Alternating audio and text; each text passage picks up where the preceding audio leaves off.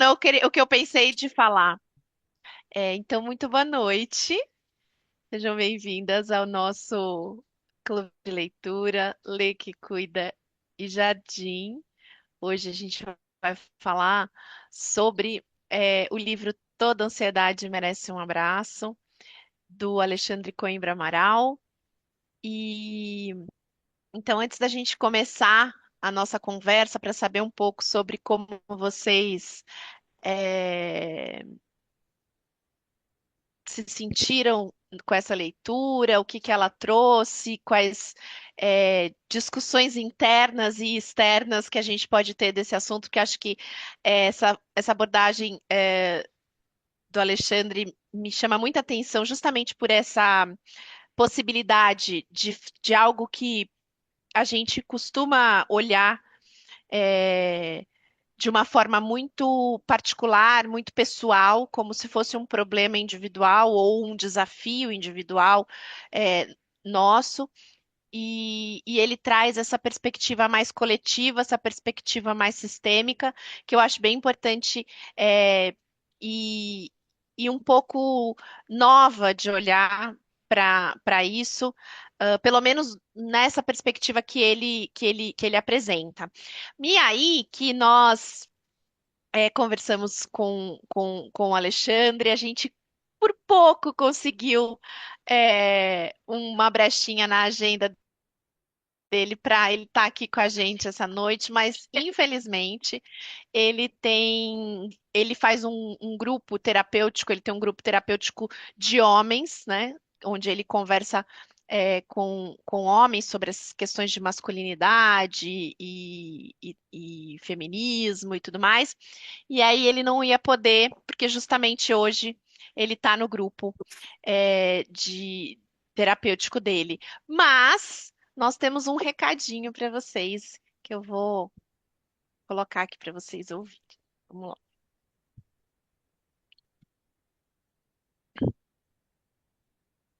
Ah, eu preciso da autorização de compartilhar. Eita, será que eu consigo fazer isso aqui? Porque eu estou bem no celular.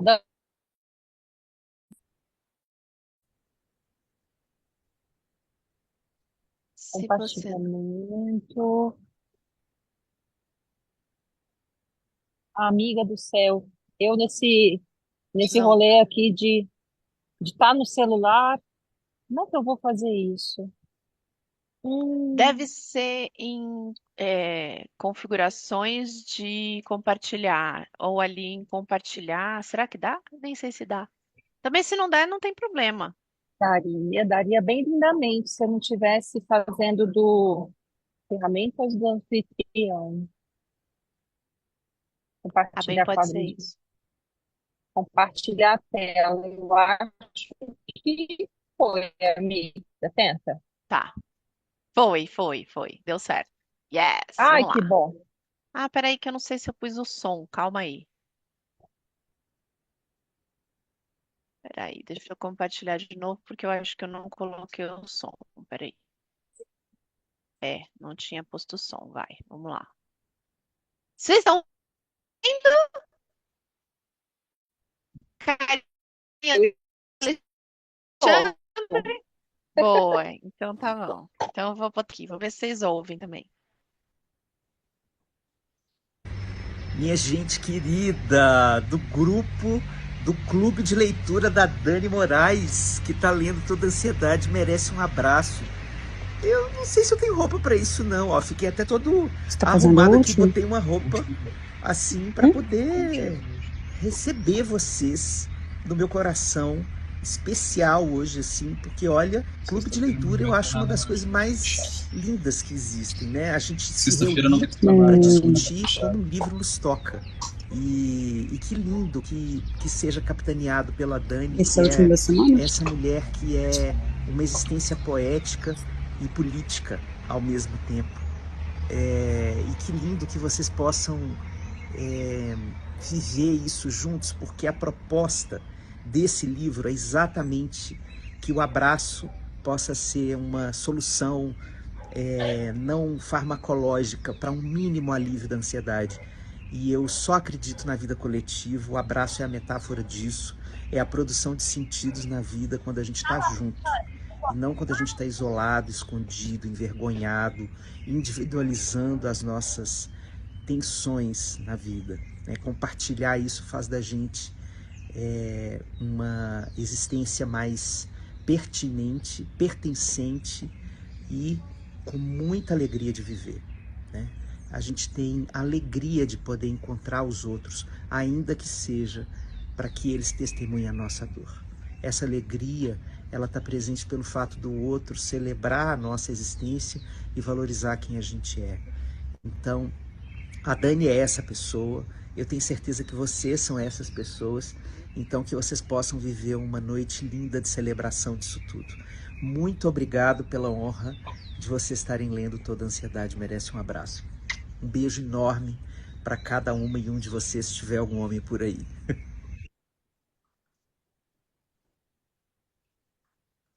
Hoje nem o bendito fruto, né, gente? Que às vezes aparece aqui, às vezes um bendito fruto. Hoje não temos esse nem o bendito fruto, mas é isso. Mas eu achei muito Fora a legal. sinceridade dele, né? Algumas para alguns e alguns, se tiver, ele já sabe como é esse terreno.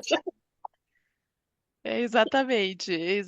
Isso porque na hora que eu tava contando um pouco para ele do clube. Eu nem lembro de ter mencionado, tá, gente, que a maioria é mulher. Eu não lembro de ter. Isso foi absolutamente intuitivo, né?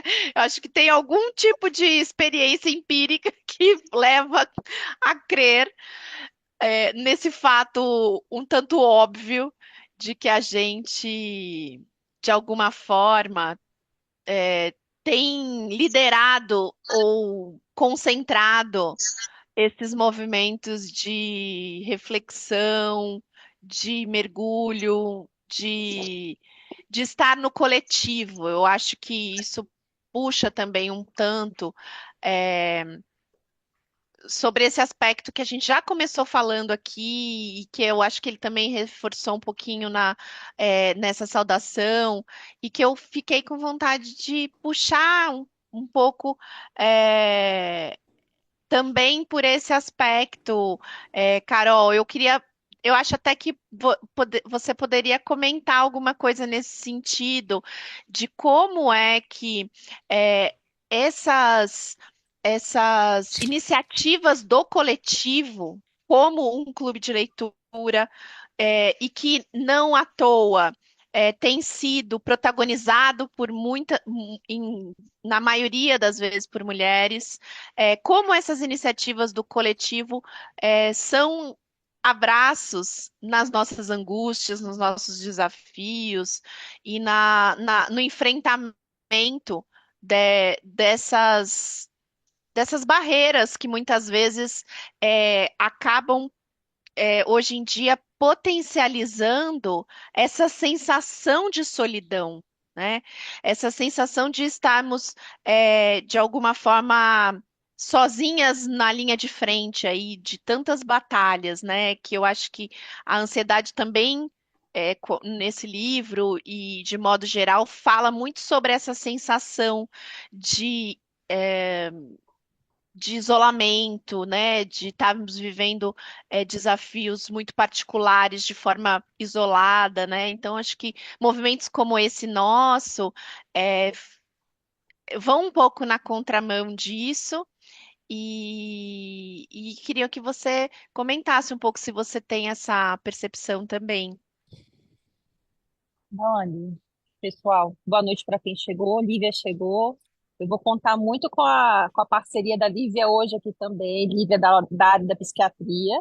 Lívia é uma profissional de saúde mental, é médica, pós-graduada em psiquiatria, medicina do estilo de vida. Lívia é uma pessoa que ela estava ansiosa por esse encontro, acho que mais do que eu e a Dani.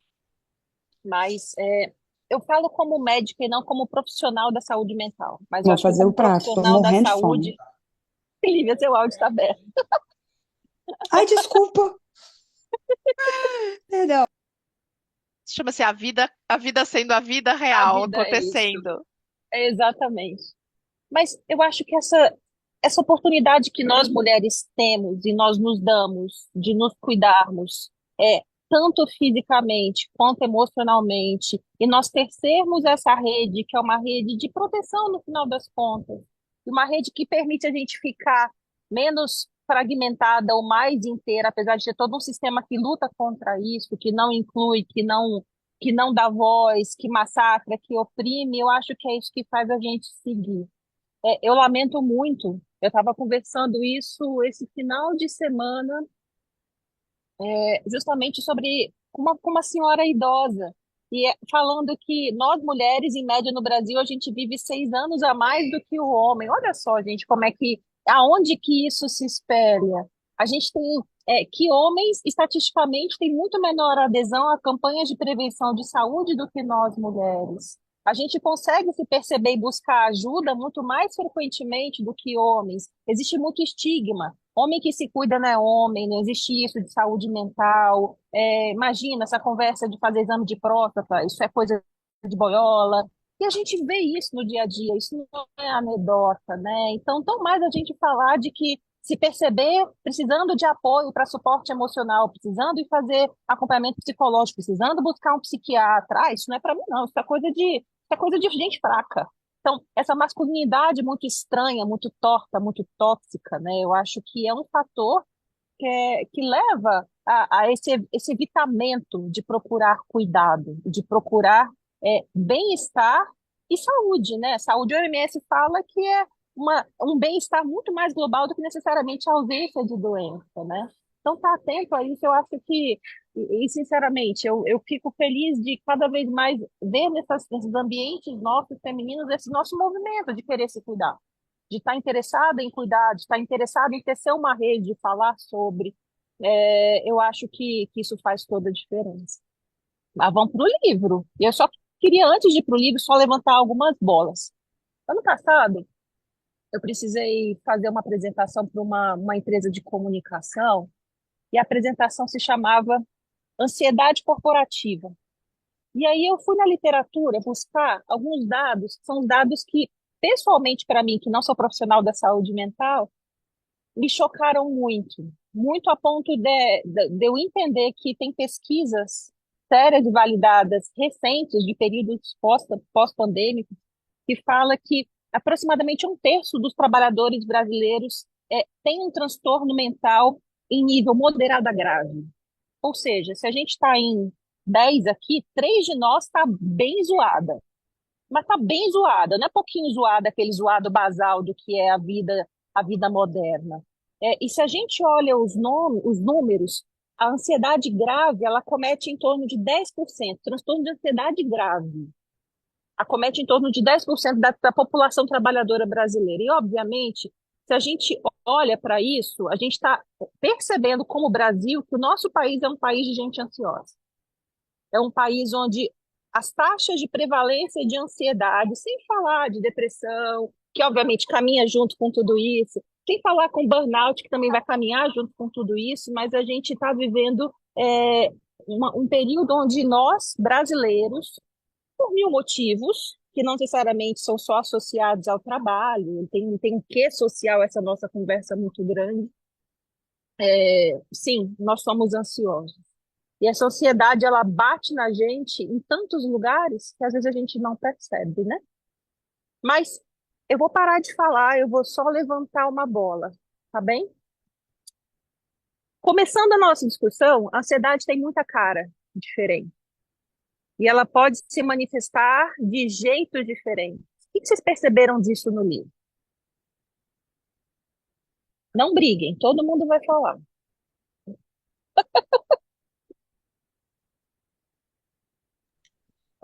Eu vou só falar que eu tô fazendo meu prato, que eu falei que eu estou morrendo de fome, porque depois se eu Obrigada. começar a Vem aqui falar, comer com a gente. ninguém vai falar depois, então aproveitem. Ó, a psiquiatra quer falar, gente. Então deixa a psiquiatra comer e a gente fala aqui. Quais são as caras da ansiedade? Já que ela é tão multifacetada, e eu acho uma graça que o livro fala isso, né? O livro fala que tem tanta cara diferente. Quais as caras que ela pode ter? Quais as caras que ela tem para você? Como é que vocês veem a ansiedade de vocês no dia a dia?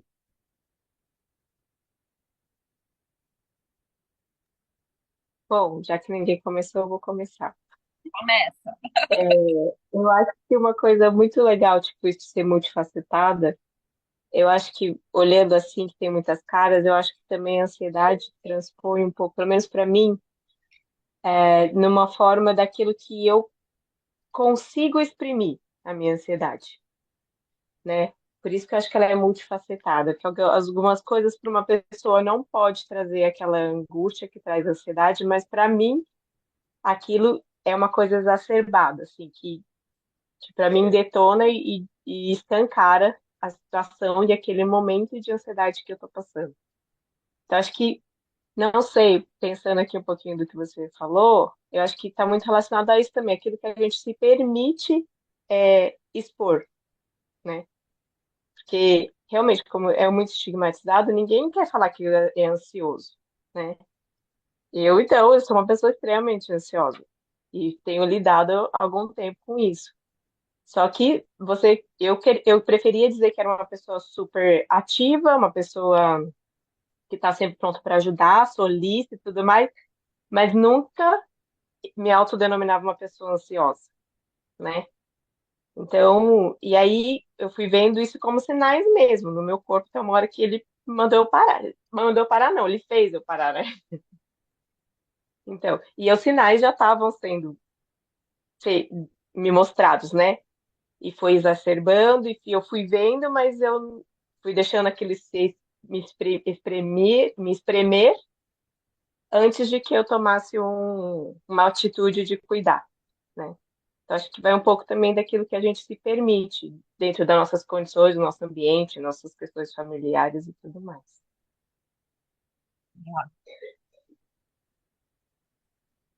Nice.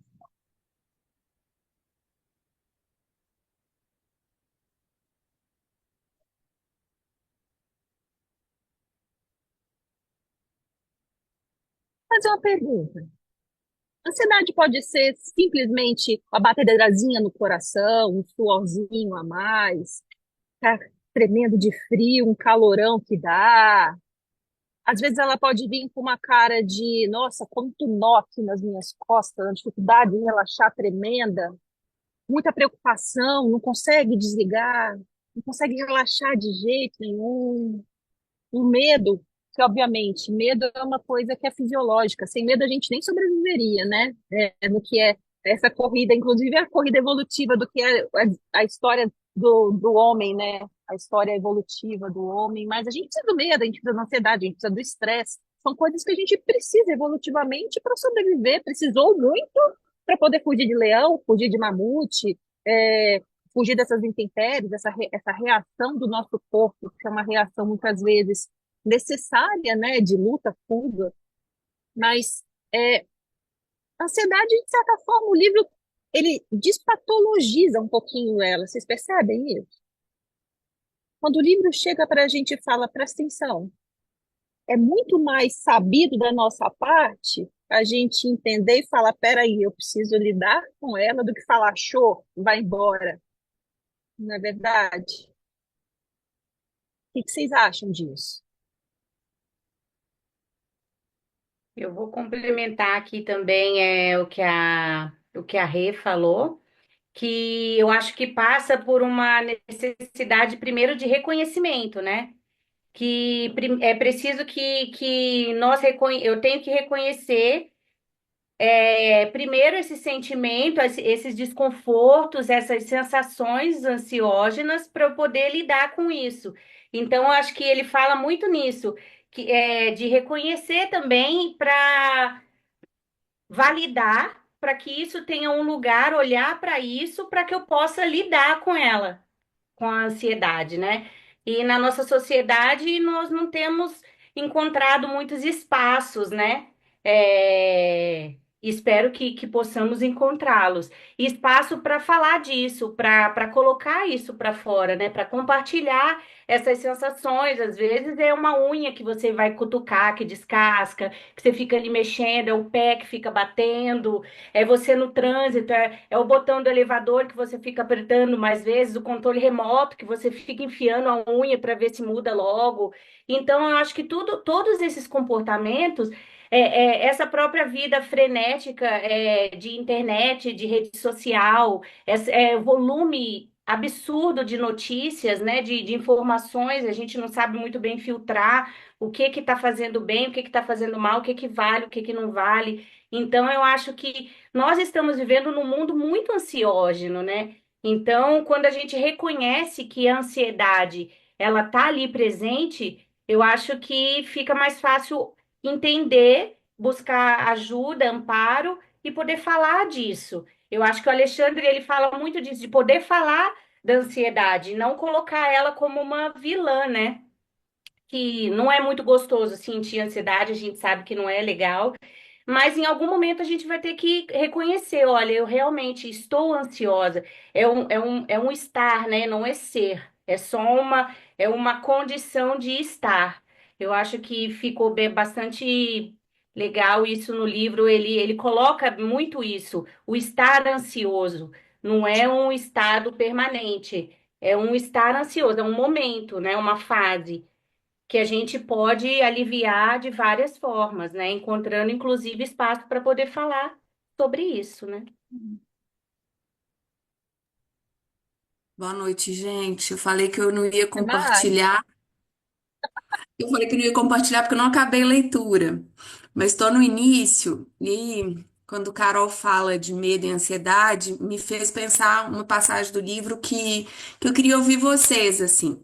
Que ele diferencia o medo da ansiedade. O medo, ele parte de um lugar de que existe algo de fato. E a ansiedade projeta. E eu já tinha lido e me identificado com algumas leituras onde o medo também exige uma certa distância. Nem sempre a gente tem medo de algo que é real. Muitas vezes a gente tem medo porque aquilo ainda tá para acontecer, né? Então, para mim me deixou curiosa assim, pela perspectiva dele, que ele faz essa diferenciação a partir do medo como algo de fato e a ansiedade algo que a gente fica muito na imaginação, muito na projeção. Então, eu queria ouvir vocês, talvez Lívia também, assim, pudesse falar um pouco disso. É, e, né, Michele e refalando, eu acho que é muito bonito esse movimento que ele faz de parar de trazer a gente como uma coisa única. Então a gente não é ansiosa, não é? A gente pode estar mais um monte de outras coisas, mas que a gente precisa mesmo assim reconhecer e olhar para ela e viver com ela assim, né? Nos jeitinhos nossos, equilibrando aí nossos pratos. Mas fico com essa provocação de ouvir você sobre a diferenciação do medo e da ansiedade, a partir da perspectiva que ele traz. Vou só puxar aqui, Mari, para ilustrar o que você está falando, um trechinho que o Alexandre fala disso. Então, ele fala assim: o medo é isso, uma reação a um objeto muito definido, uma reação a um foco específico e real. É uma resposta imediata que não passa pela consciência. É uma emoção fundamental à existência. O medo nos protege de muitas situações delicadas, oferece um amparo à tomada de decisões que envolvem riscos. O medo é ativado diante do perigo e desativado quando esse sinal de perigo se extingue. E aí depois ele fala da ansiedade. Já a ansiedade surge como uma probabilidade de futuro. É um dado que aparentemente tem 6 faces, mas em todas o pensamento consegue prever o pior resultado sempre. O desassossego da ansiedade é porque ela fala de um evento que ainda não aconteceu, ao contrário do medo, que é vivido na hora em que a coisa está acontecendo. eu não sei se a minha internet está travando. Vocês estão travando? Ou é só eu que está travando aqui? Está travando? Não. Está travando? Não. Tá. Antes da Lívia, que eu acho que a Lívia já tá ali, ó, pronta. Terminou de bater o pratão dela. no início do livro, Mário, não sei se vai ser spoiler para você, mas talvez você já tenha passado até bem no comecinho. Você lembra da metáfora? Acho que é no capítulo 1 ou 2, que ele fala de uma estrada, que é uma estrada sinuosa, morro acima, que está dirigindo o carro e tem uma neblina assim, onde terrível, que não deixa ver. E ele tá, você está dirigindo o carro, você está assim, colado, dirigindo o carro assim, tenso, né? A 20 por hora, você não consegue nem ver nada da sua frente, tem penhasco, você não vê a faixa, você não vê acostamento, pode vir um outro carro. E ele chama a ansiedade como se fosse a neblina, como esse potencial que ela tem de, inclusive, tirar a sua visão e a sua perspectiva do que seja a realidade que você esteja passando.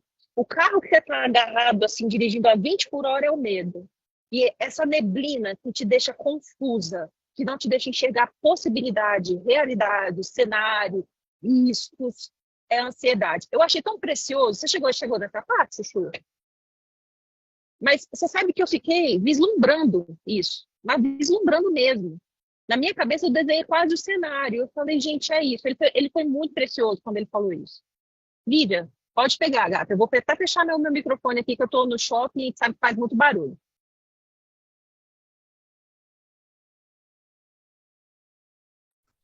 Terminando meu pedacinho de abóbora aqui.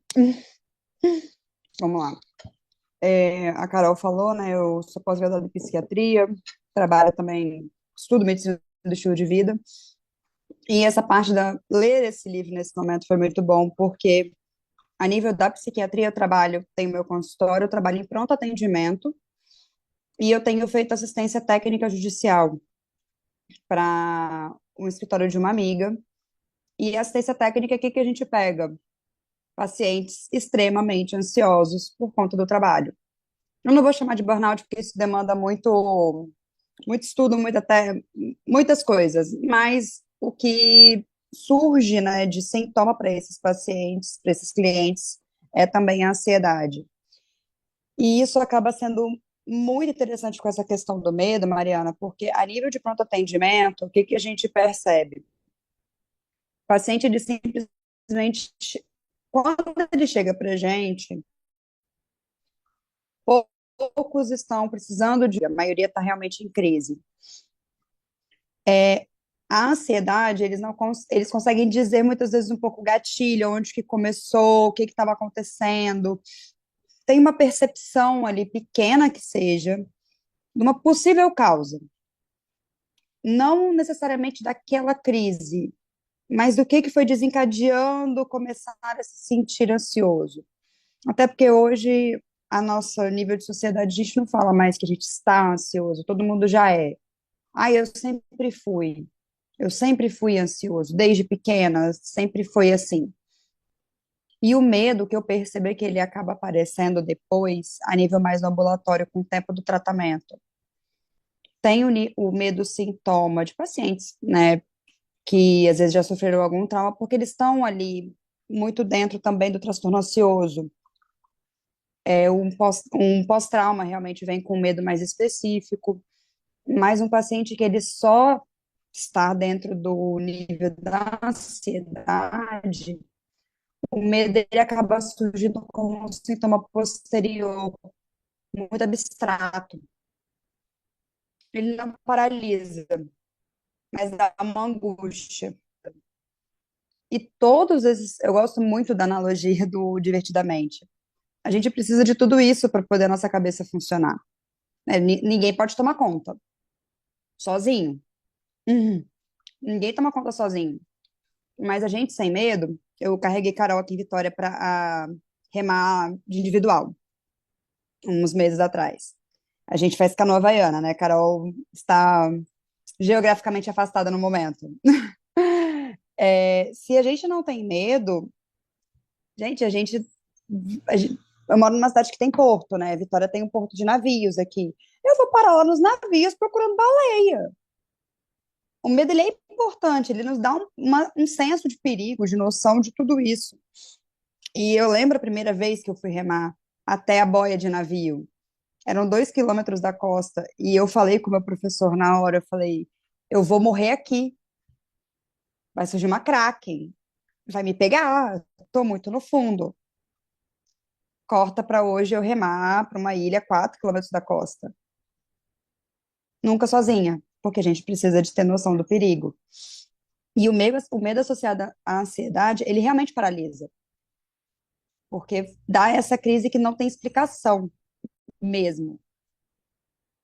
O medo vem nessa coisa meio sem sentido com o passado, vem tudo junto, aí é o paralisante. Aí vem a crise.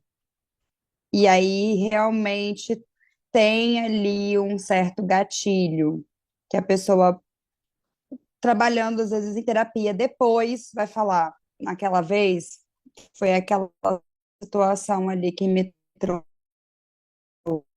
Às vezes realmente na hora não consegue terapêutica, ela não vai chegar nem à explicação do medo nem da ansiedade, mas com o tempo ela acha. Mas é muito difícil dissociar, é muito difícil, principalmente quando já está ali no ápice do negócio.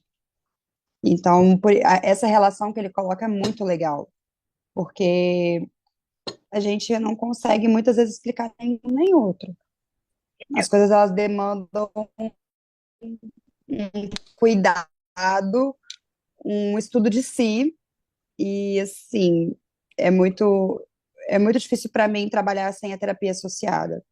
Às vezes no momento ali, no auge da crise não é possível, mas para mim é muito por conta dessa ambiguidade, desse entrelaçamento dos sintomas, que a pessoa só vai conseguir chegar numa resposta realmente com o trabalho cuidadoso e com o tempo para poder responder. Acho que eu consegui ajudar um pouquinho. Adiantou, sim. Eu gostei muito da neblina, que tira o foco e te tira a capacidade de perceber tudo, sabe? Eu nunca tinha pensado desse jeito, não. Para mim foi um negócio bem legal que trouxe. Mas a gente está muito pacificado em alguns pontos, de que a ansiedade é uma emoção, tudo bem? A gente já entendeu que emoção a gente também não controla. O livro também fala isso, não fala? A gente está muito tranquilo com isso, de falar, nossa, eu preciso controlar a minha ansiedade, ou a gente já mudou as palavrinhas, os verbos, o approach nesse sentido. O que que vocês acham?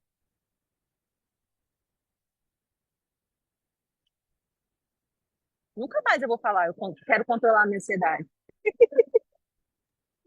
Nunca mais. O que que vocês acham disso?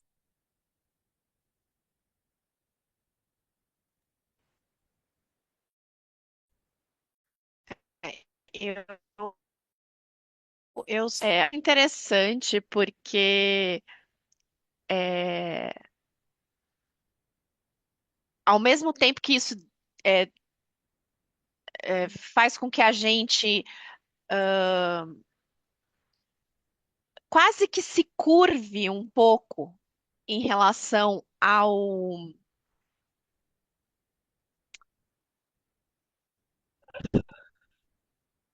Cara, eu não sei se era essa palavra que eu queria trazer ao domínio do corpo, no sentido de que tem coisas que acontecem que a gente só vai sentir e a gente não vai dominar, né? Então, entender essa relação um pouco soberana, né, do corpo, é, não é se render no sentido de se entregar àquilo, mas é de se integrar àquilo, né? Então, eu acho que esse é um grande convite para a gente entender e tirar essa sensação que a gente tem, que eu acho que é muito cultural, da gente imaginar o contrário, normalmente, né? De que a mente domina o corpo. Como se primeiro fossem coisas dissociáveis, que já não são. Elas são apenas pedagogicamente dissociadas, mas elas não são, né? Mente, corpo, tudo a mesma coisa. Então não existe uma hierarquia, não existe um domínio de um sobre o outro. E a gente tende culturalmente a imaginar que sim, que existe um domínio da mente e que, portanto, eu posso operar a favor de determinadas coisas. Quando, na verdade, uma das estratégias, né, que ele propõe, inclusive aqui, que eu acho mais interessantes, é a gente se conectar com os sentidos, né? O que é isso? É voltar para o momento presente, né? É estar, é estar naquele corpo. Então, o que que eu tô o que que eu tô sentindo, onde eu tô pegando, onde eu tô pisando, que cheiro tem, o que que eu tô vendo. É uma estratégia de conexão física para que a gente possa, eu acho que quase que equalizar essa sensação de que a gente está dissociado, né? De que a mente está dissociada do corpo. Uma gafe técnica, né? Nessa sensação, mas eu acho que é um pouco libertador a gente entregar essa dominância, suposta dominância da mente, porque eu acho que faz com que a gente, de uma forma até mais intuitiva, possa encontrar recursos muito Uhum. simples para se tranquilizar nos momentos onde a gente está exposta a um estresse, a uma dinâmica que é muito soberana, né? Que nos atravessa, que a gente não consegue conter. Faz sentido isso? Não sei se faz. Eu posso fazer um comentário? Acho que a Dani fala uma coisa, agora no final, principalmente que ela falou isso. E eu tive que aprender isso, né? Acho que eu até escrevi ali que muitas vezes eu percebi que eu estava ansiosa pelo medo que eu podia passar de novo de algo que aconteceu. Então, eu já criava para mim que aquilo ia acontecer de novo e aquilo me trazia uma ansiedade. E aí foi com o tempo, né, na terapia e tudo, eu comecei a exatamente sentir. Então, tinha momentos que eu sabia que eu estava começando a ter aqueles sinais. Eu sentia meu coração palpitar, eu sentia meu tontear, eu falava pro meu marido, eu vou desmaiar. Eu já sabia. Então, aconteceu isso uma vez eu dirigindo com os meus filhos no carro, ao perigo. E aí, das outras vezes, quando eu começava a sentir, eu já sentava, falava, pera, calma, né? Respira. Tudo bem, você tá ansiosa por isso, isso, isso e isso, mas tá fora do meu controle, tem coisas que eu não posso dar conta. Isso tá me, né? Exato. E é isso que eu queria escrever no livro, né? Que muitas vezes os acontecimentos da vida nos atravessam mesmo. Eles nos pegam de cheio, né? De frente e te atropelam e te atravessam. Então, mas eu acho que ao mesmo tempo, acho que tudo isso me deu a capacidade hoje de eu conseguir me acolher, sabe? De eu entender que esse momento eu tô sentindo isso, só que aí eu me recolho, eu sei, eu entendo e vai passar, né? Como que ela falou, nós somos aquele momento, é momentâneo, é um processo. Até porque, como médica Carol pode falar, se a gente tiver pico de adrenalina sempre, que eu sei que dura acho que 8, 10 minutos, né? Ainda bem, porque se durasse mais que isso, eu morria. Então, e é isso, acho que foi isso, Dani, tipo, atravessa, beleza, atravessa, mas você conseguir sentir, acho que é muito isso, né? O sentir faz toda a diferença. Acho que na nossa humanidade, a gente entender que o sentir faz parte e saber que isso, não que a gente vai controlar, mas você vai acolher, falar, beleza, tô assim, vou calmar, vou respirar e vou seguir. Então, acho que isso foi muito gostoso. Eu até risquei muito o livro quando ele escreveu isso de atravessar, que eu falei, meu, é isso, atravessa igual um punhal. Eu acho que dois verbos, né? Atravessar e abraçar. Foram dois verbos É. que para mim me pegaram muito, muito mesmo. Na verdade, outros verbos, vai. Atravessar, abraçar e lidar. Porque também a gente tem aquele rolê de que eu controlo. Não, você lida com. Emoção você não controla, você lida com elas, né?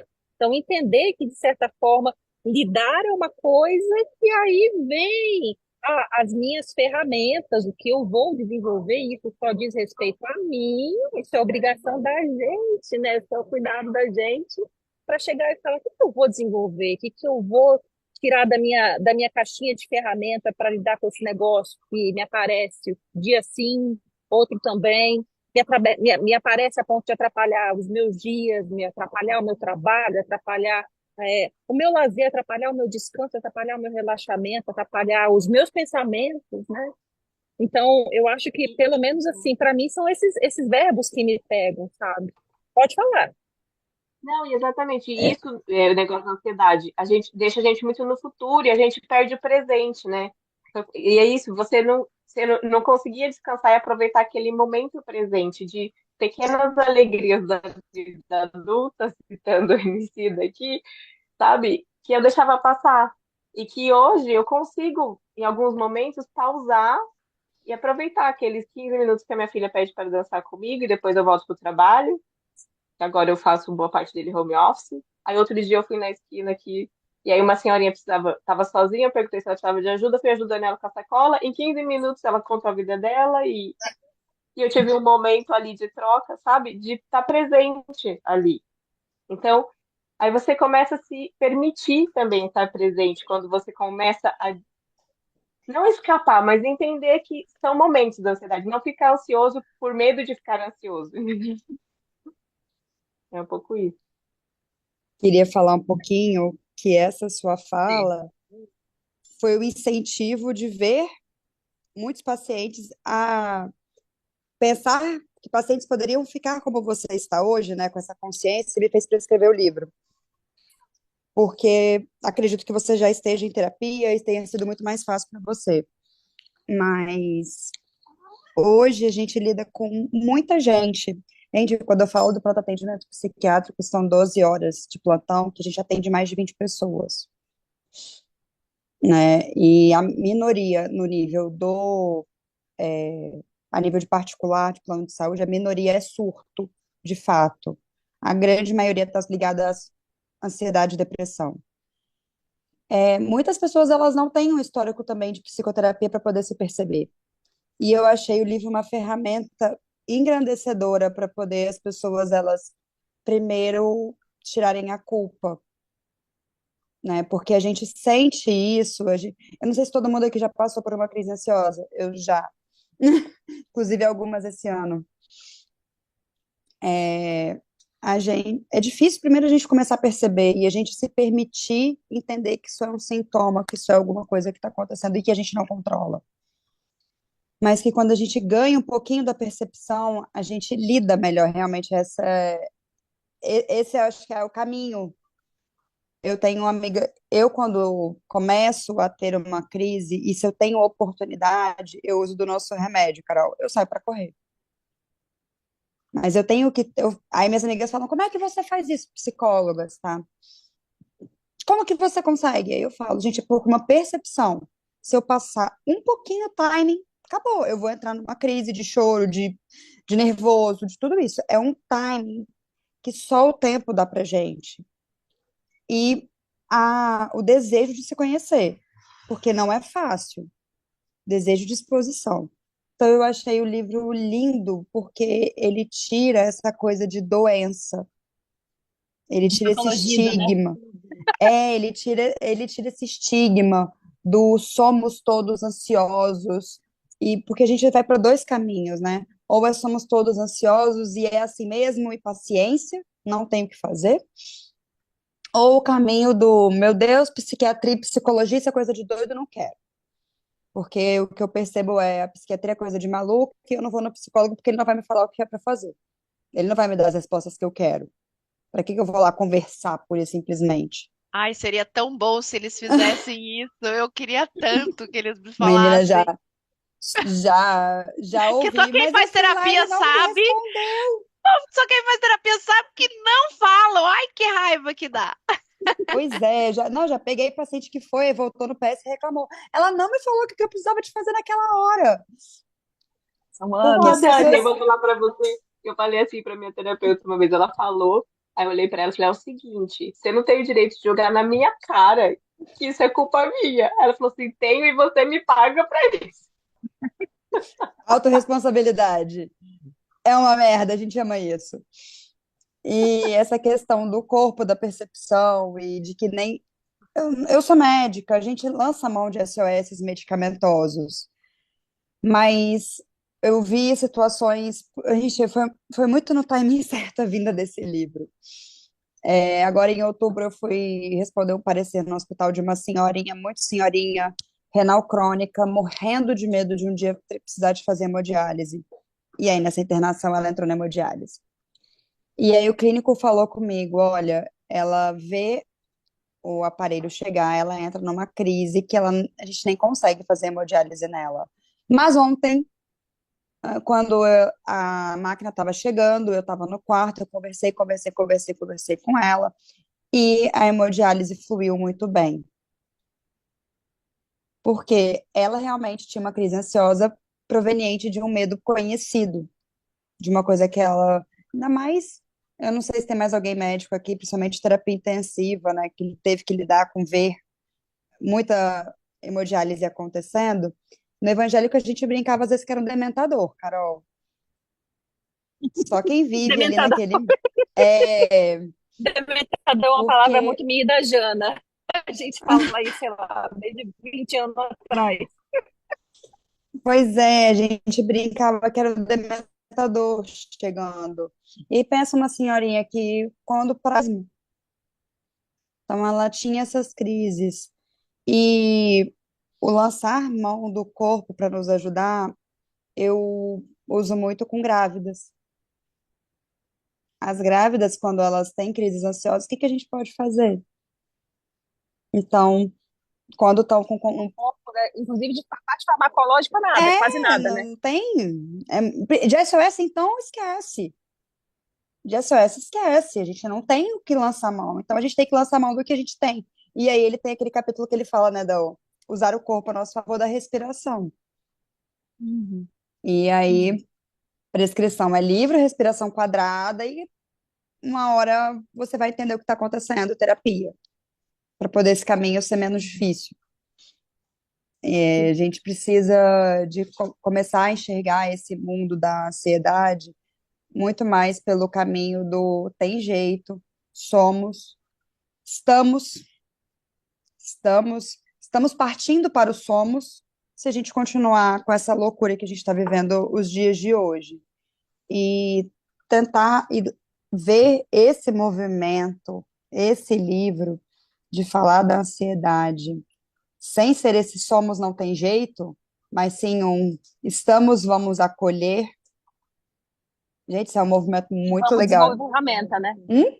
E vamos desenvolver ferramenta para, né? Eu acho que Exato. é o chamamento. Antes da gente, a gente é quase meia hora final já, né? Daqui a pouco. Mas, ó, antes da gente partir, eu acho que pro que é o cerne do rolê, tipo, as ferramentas do que a gente pode desenvolver, o livro fala disso.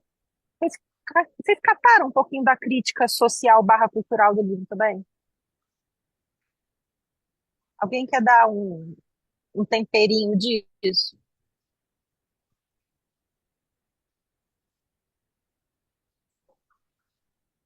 Papel que essa sociedade moderna, a cultura, as redes, essa ideia que a gente tem, essa postura que a gente tem de achar que a vida do outro é perfeita, a minha não se compara, e a gente fica se retroalimentando dentro desse sistema de ficar olhando e ficar, nossa, eu preciso chegar ali, eu não estou ali, eu gostaria de estar ali, e isso aumenta o sofrimento das pessoas, né?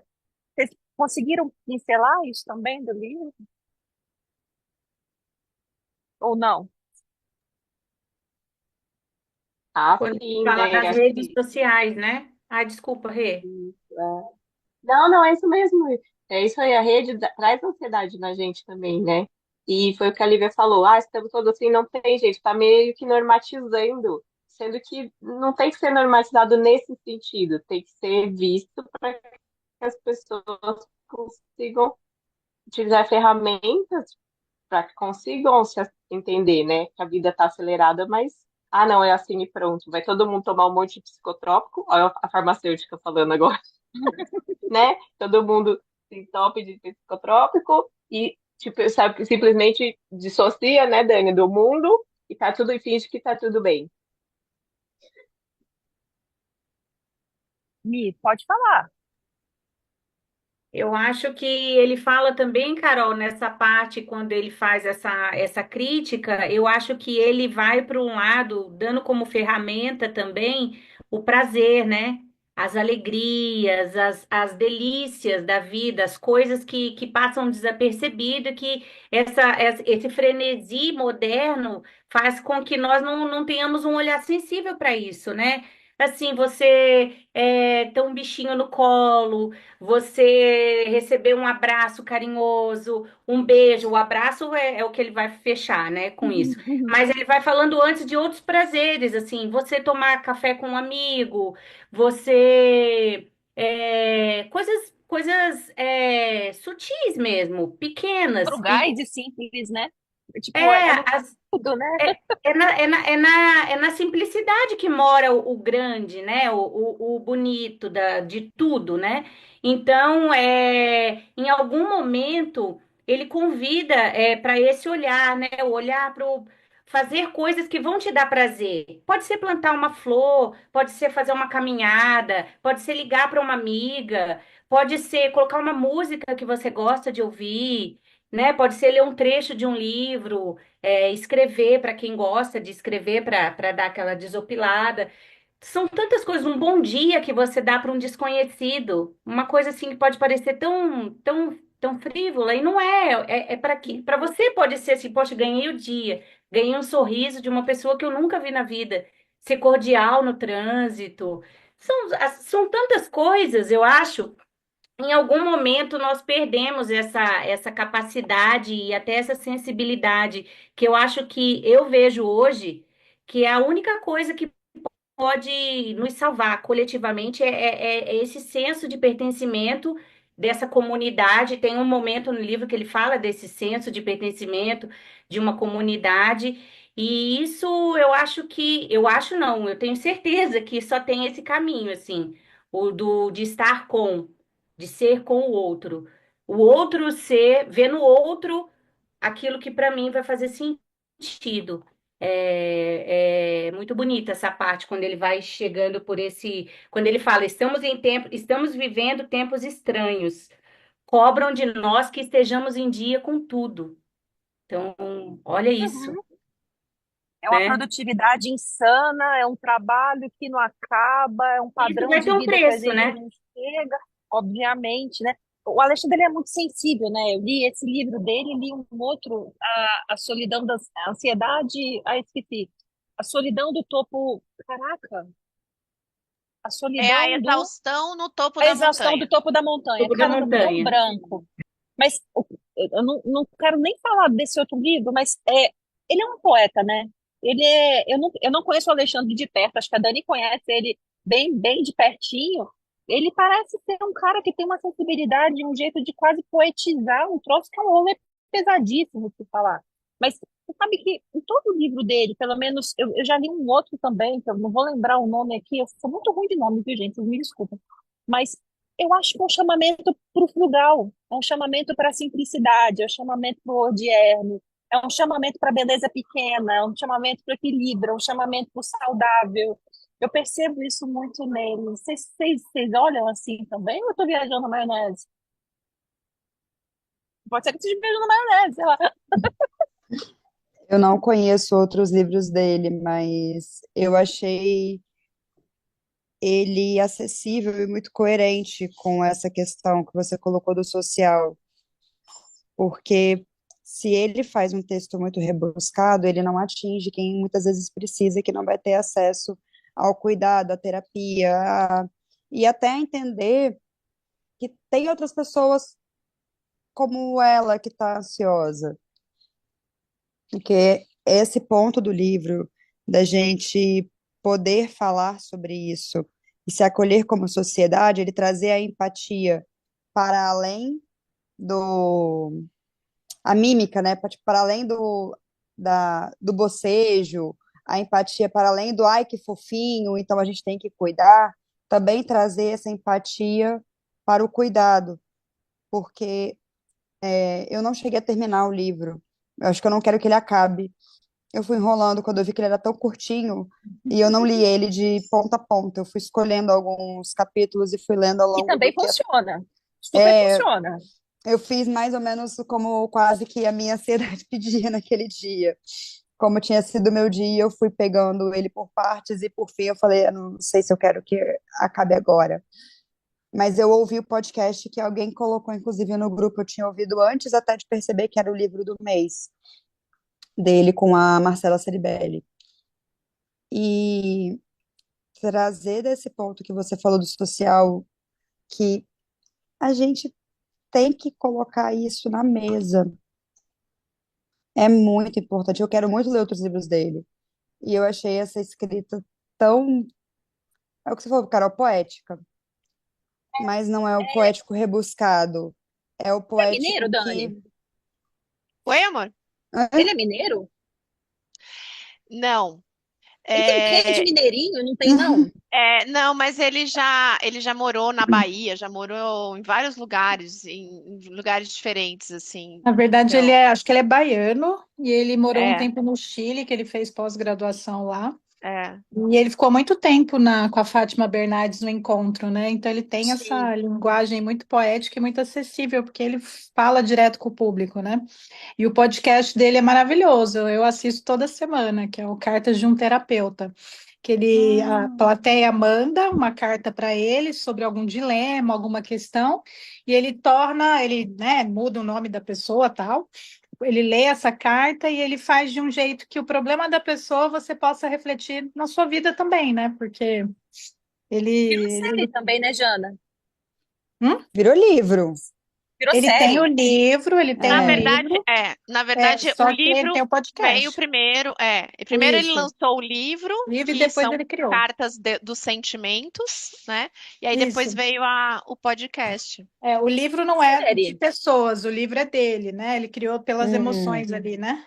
E, E Isso. a série, gente? Eu tô viajando, mas não tem uma série que era até o Rodrigo Santoro que fazia? mas acho que não Eu, foi ele, não. Não sei, não Não, acho lembro. que não. eu acho que é baseado no trabalho dele, inclusive. Vou descobrir agora.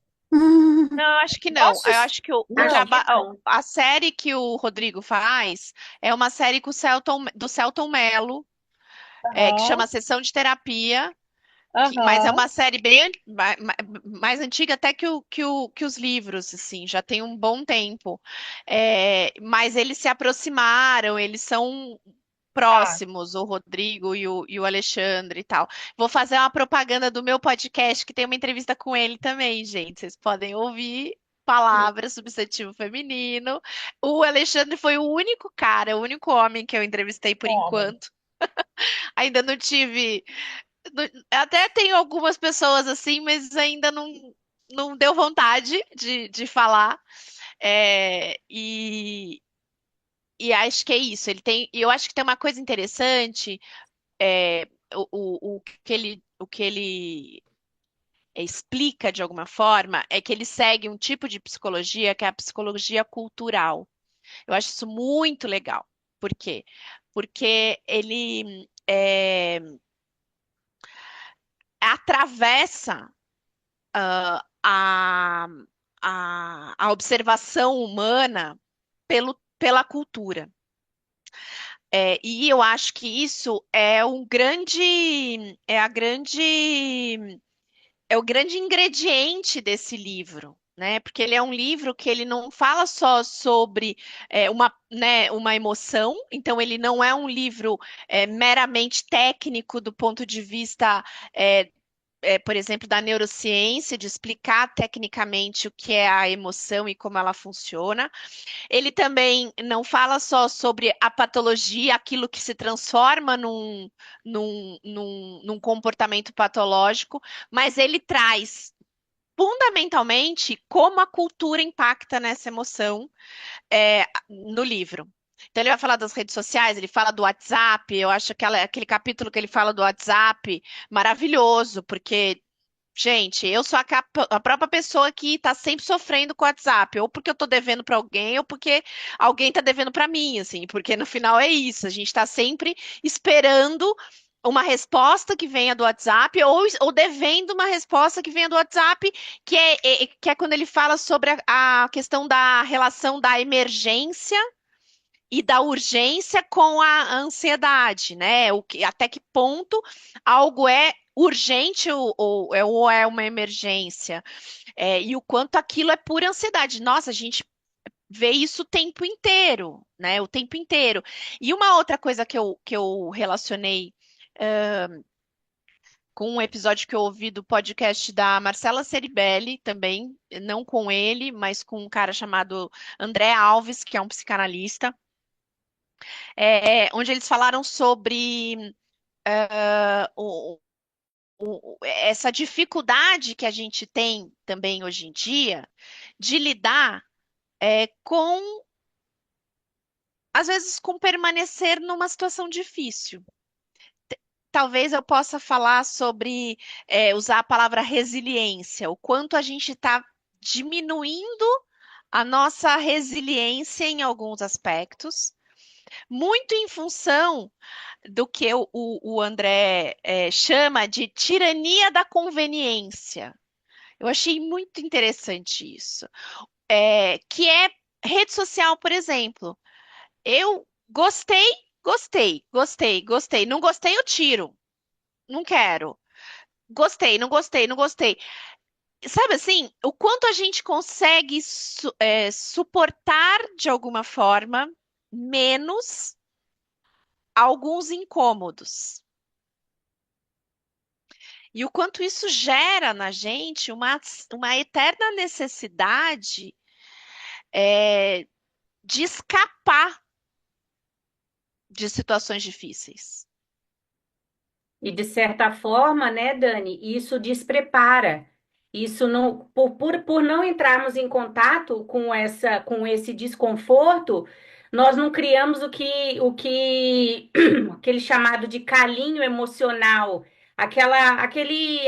Assim, não é gostoso sentir isso. Você até perde a capacidade de reconhecer aquilo, porque você não entrou em contato, evitou e você nem sabe mais nomear. E quando você não nomeia, você não reconhece e não aprende a lidar. Então, é muito sobre isso mesmo, né? O que Perfeito. mais aparece aqui é essa incapacidade. O Alexandre, ele é muito feliz nisso. Ele tem uma linguagem muito acessível, assim. Eu tenho outros livros dele também. Tenho Cartas para um Terapeuta em Momentos de Crise, é fantástico. Sim. É, eu gosto demais do jeito e da proximidade que ele coloca as pessoas em contato com o sentir, né? Com as emoções e normalizar.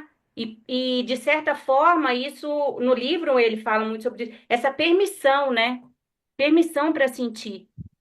Porque É, eu e, preciso estar desconfortável para eu aprender a lidar com aquilo, com o que me incomoda. e eu acho que Eu só tiro o gás. na medida em que a gente consegue ampliar essas percepções para algo cultural, a gente não se abstém de sentir, mas a gente consegue entender o contexto que isso acontece. E uma das coisas que eu acho que ele bate muito nessa tecla é sobre o quanto o processo sociocultural, né, do individualismo nos adoece. E nos joga nesse lugar muito profundo dos desconfortos, né, das comparações. É, Então, assim, quando a gente pensa e entende o contexto cultural em que a gente vive e que aquilo, de alguma forma, é, permite que determinadas circunstâncias sejam mais prevalentes, né? Como os incômodos ansiogênicos, por exemplo.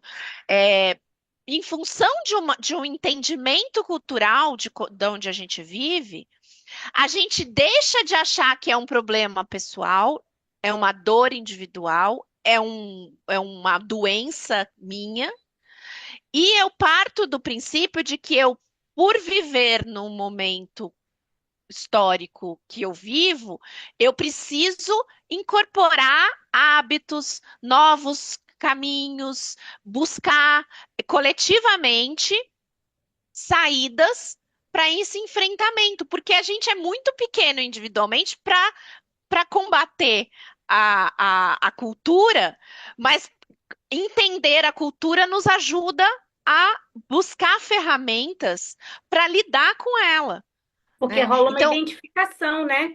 E aí, na exatamente. identificação, a gente adquire força, porque daí você tem pares. Aí a identificação vai falar, poxa, e você também sente assim?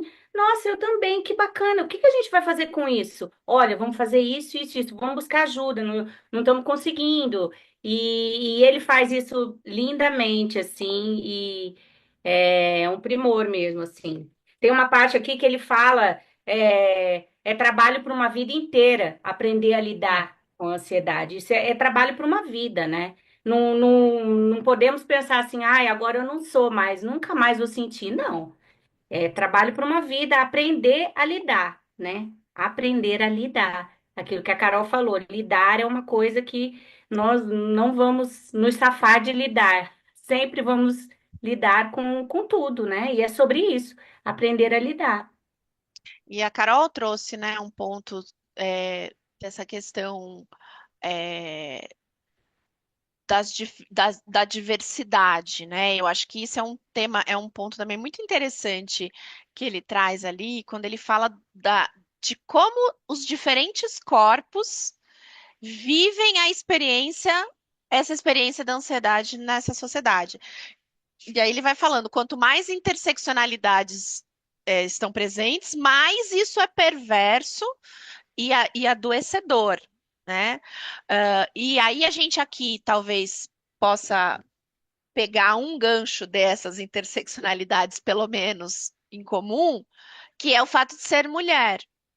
Né? E o quanto ser mulher nessa sociedade, onde a gente precisa da conformidade, nos gera gatilhos ansiosos, porque uma das coisas que ele também traz no livro é a história do perfeccionismo. E se tem uma, um fator, né, que atravessa as mulheres desde a infância, é o perfeccionismo, é ser aquela a que corresponde, a que é bem comportada, a que sabe se portar, a que tem o melhor, né, desempenho, a melhor aluna, a que é boazinha. Então, assim, o que o perfeccionismo faz em termos de necessidade de desempenho com nós mulheres é, é um imenso gatilho para essa autoexigência, né? Que não tem, que no final das contas a gente chama de ansiedade, mas a gente pode chamar de um sarrafo sempre altíssimo, onde a gente está sempre correndo atrás de performar e dar conta daquilo que é inconciliável, né? Faz sentido isso? Nossa, você começou a falar, Dani, eu acho que fui meio que lá atrás, assim, você falando que a gente cresce com isso, né? Com essa busca de ser perfeita, de caber, de ter uma forma, de ter um jeito, de ter uma apresentação. E a gente entende que isso é muito múltiplo, né?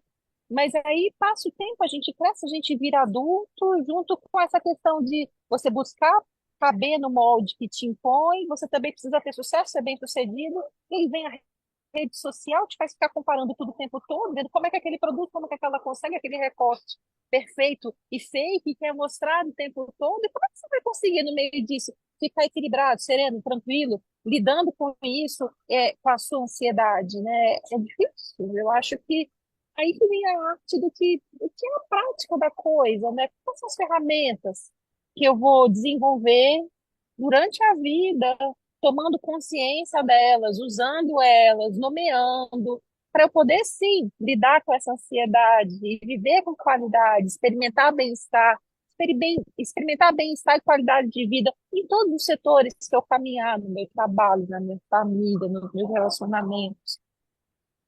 Não é impossível, é difícil, mas eu acho que aí é a questão da gente primeiro partir para um processo de se autoconhecer e desenvolver ferramentas. E aí ele chama algumas ferramentas pelo nome, né? O que vocês percebem disso? Eu queria só Gente, voltar um pouquinho tô- nessa Desculpa. não, vai lá, Li. Nessa questão que você colocou da intersexualidade, porque eu trabalho numa clínica que tem grupos terapêuticos. E eu fiz muito essa correlação do livro com esses tratamentos em grupos terapêuticos por conta dessa visão de que eu não passo por isso sozinho. Porque a gente, no individualismo, a gente sabe, de certa forma, que todo mundo está passando, mas eu não posso falar porque o recorte que eu tenho que passar é da vida perfeita.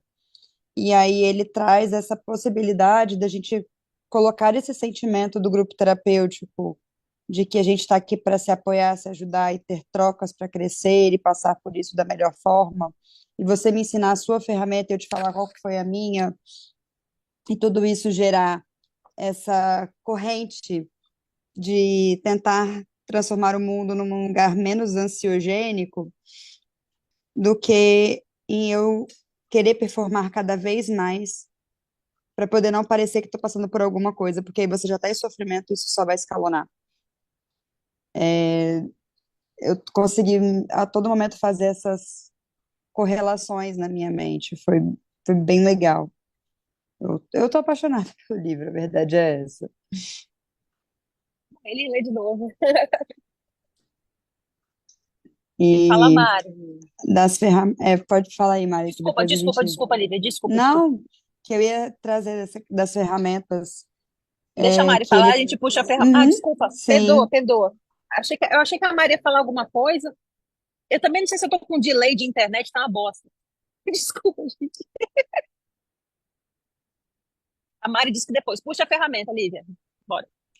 É, eu acho que o mais interessante que ele traz a ferramenta é a gente com a gente mesmo, é entender o atravessamento, que é isso. A gente não vai ter controle, vai atravessar, e que a gente está ali. E o poder respirar, o se permitir, que eu acho que essa é a parte mais difícil. Se permitir que naquele momento de atravessamento você vai tirar 5 a 10 minutos para deixar aquilo de certa forma passar, mas tendo uma consciência do que está acontecendo e tentando voltar para o momento presente, uma ferramenta que me chama a atenção e eu gosto. É o se permitir passar por isso sem se culpar e sem se martirizar. Posso dar um depoimento pessoal? Eu vou ser muito curta, prometo. Mas o cenário era: primeiro ano de pandemia, tudo caindo, um monte de gente sofrendo, morrendo, a gente profissional de saúde, trabalhando muito, com medo de adoecer, e isso, imagina, os primeiros 6 meses, inclusive. Lá em Vitória, quando eu ainda estava morando em Vitória, eu estava trabalhando demais, e foi um período adoecedor para mim. Eu via a equipe toda sofrida, ansiosa, com medo, às vezes, de errar a paramentação, e isso em enfermaria, e UTI, isso era terrível o tempo todo, isso era uma pressão gigantesca, isso era uma coisa catastrófica, e todo mundo estava o tempo todo muito, muito, muito ansioso.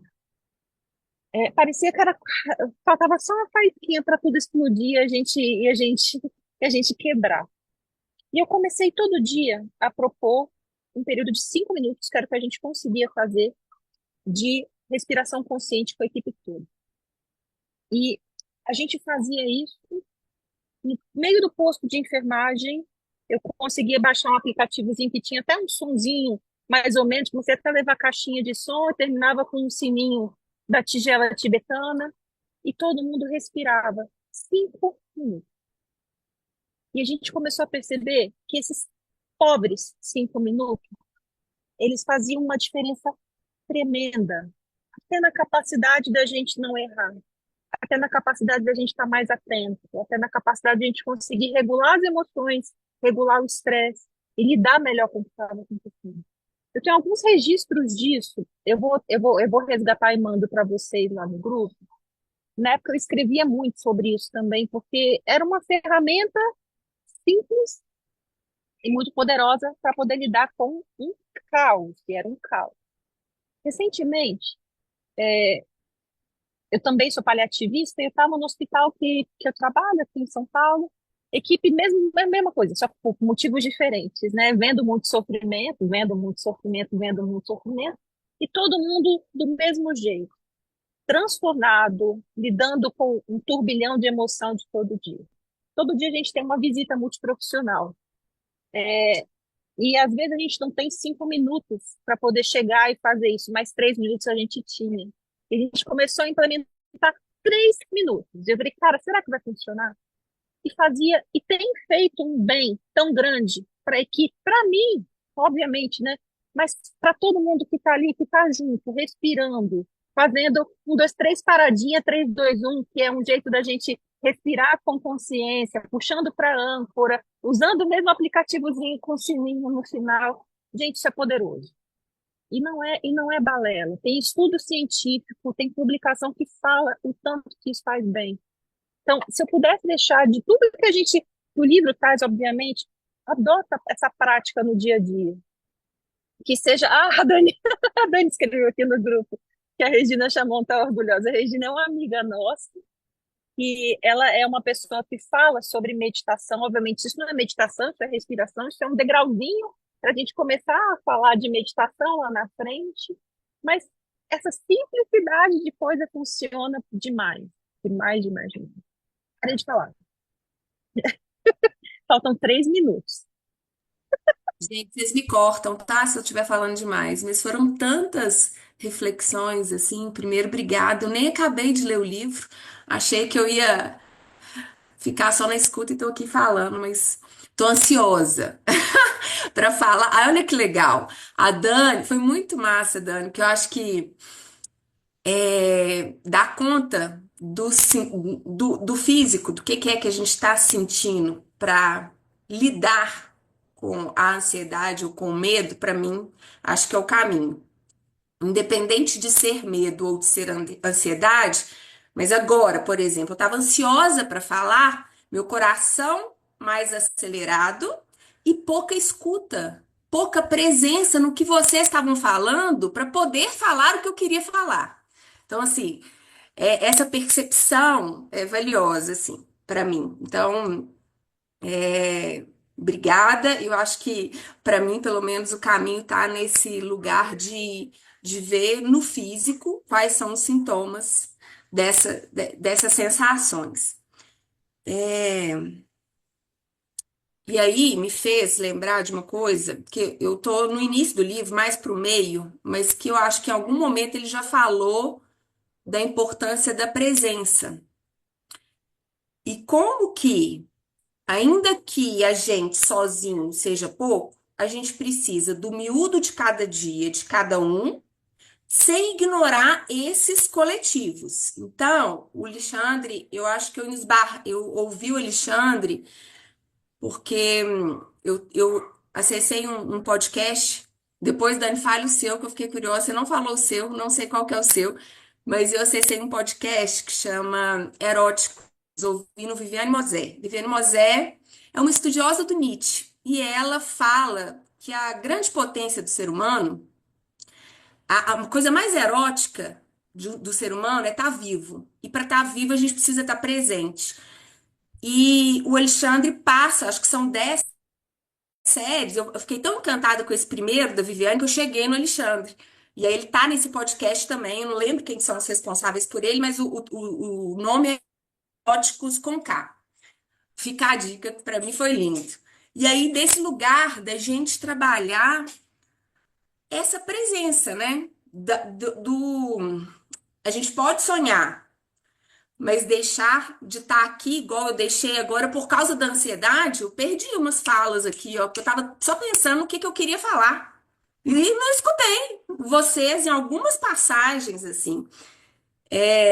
Então, fiquei assim, quis dividir esse meu sentimento, essas minhas reflexões, e trazer um pouquinho também eu sou advogada, da justiça restaurativa como um modelo de justiça que talvez contribua, que eu sempre tento fazer alguma conexão, né? Mas a justiça restaurativa, ela fala que a solução não está na punição.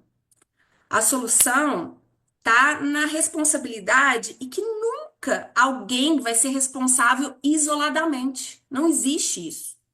o cara não roubou seu carro e é porque ele vai ser preso, que ele vai entender que ele fez algo de errado. Não, não é por aí. Por que que ele roubou seu carro? Vamos sentar? Conta pra ele o que que causou em você esse roubo do carro.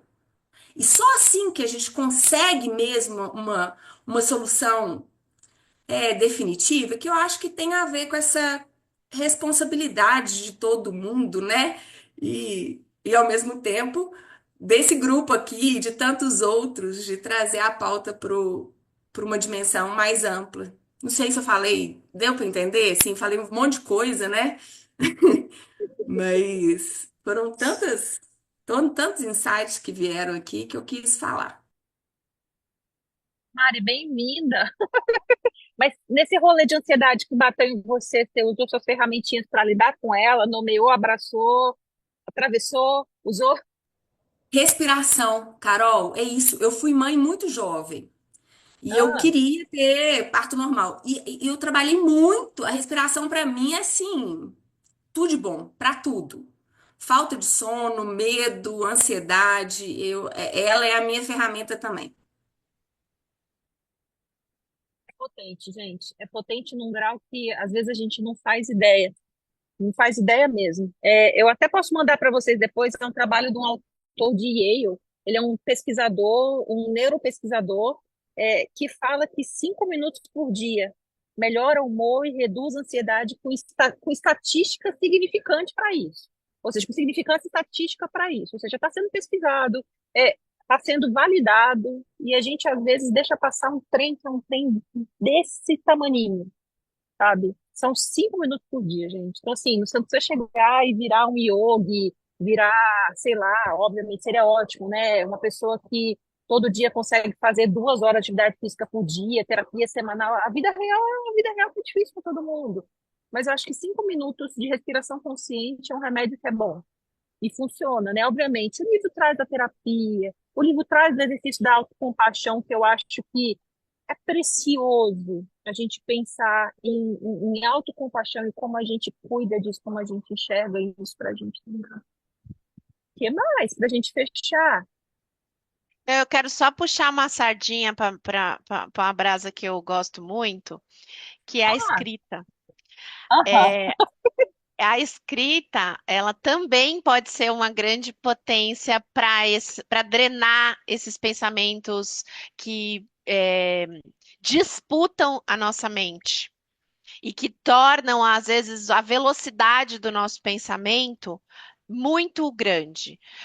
Então, exercício de escrita livre, que é só sentar e escrever tudo o que você está pensando, sem pensar em elaboração, sem pensar em como aquilo é bom, ruim ou não, não. Simplesmente tirar, drenar os pensamentos no papel.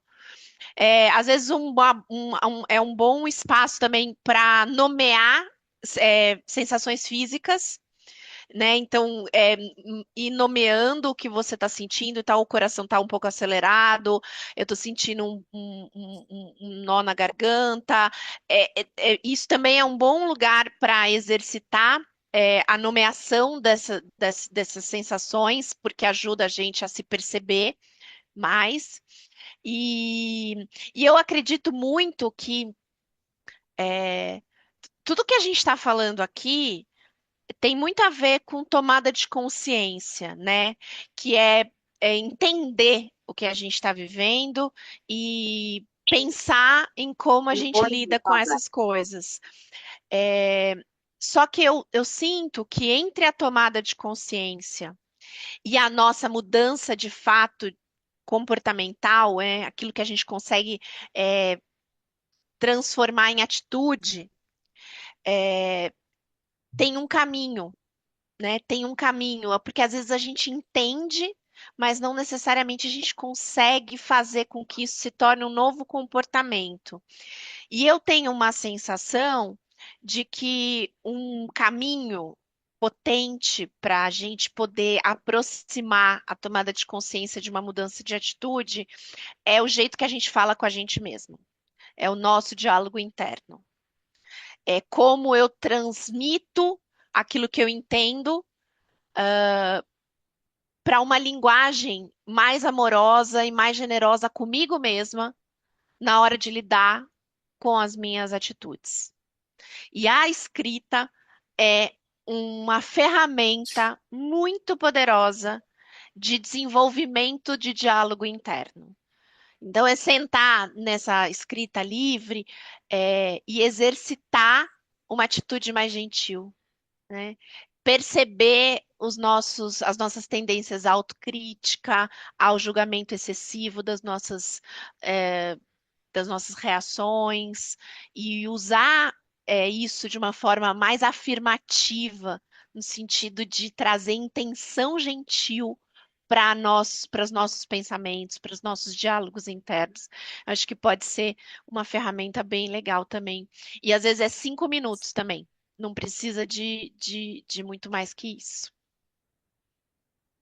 Muito bom. Temos! Temos, eu acho que temos, né? Temos uma discussão. Muito bem, gente.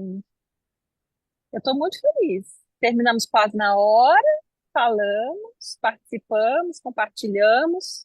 Lili que estava aí muda, eu fui lá no chat ver, ela deu já o jabá, a informação que eu estava totalmente errada da série, do Selton Mello.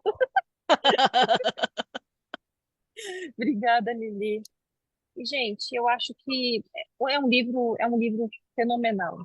O outro que eu tinha lido também da montanha, gente do céu, como é que me foge os nomes? A Eu tô exaustão no ficando, eu topo sou da a montanha. exaustão, olha só, é isso mesmo. Deve ter a ver. Deve, deve. Aí é Não, não, exaustão, ó. eu voltei de férias, eu tô Você não tá fresquinha. nomeando, você não tá nomeando, você tá Eu não sentindo. tô, não, eu não nomeio pessoas e objetos, veja só. Mas eu sou ruim mesmo, eu faço vergonha muito frequentemente com isso. Não se aveste. Gente, então, ó, Dani, você vai colocar lá no nosso grupo o podcast seu, por favor. Pode deixar, eu ponho. Que mais? Vou abrir playlist quando eu tiver uma linha de internet melhor, que eu estou no shopping, hackeando a internet. Não tem internet em casa. A gente abre a playlist, a gente contribui com as músicas, a gente mostra a nossa nuvenzinha de palavras.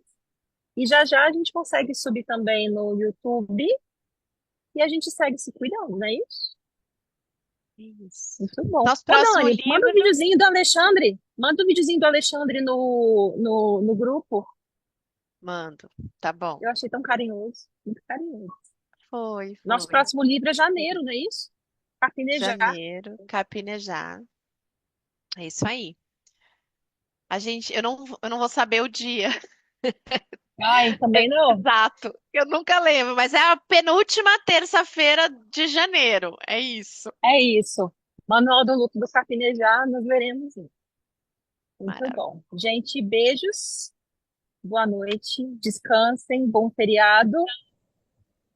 Jona, beijo. Obrigada. Lili, beijo. Lívia, beijo. Michele, beijo. Rei, Mari, Dani. Boa noite, A gente querida. segue se falando. Boa noite. Um beijo.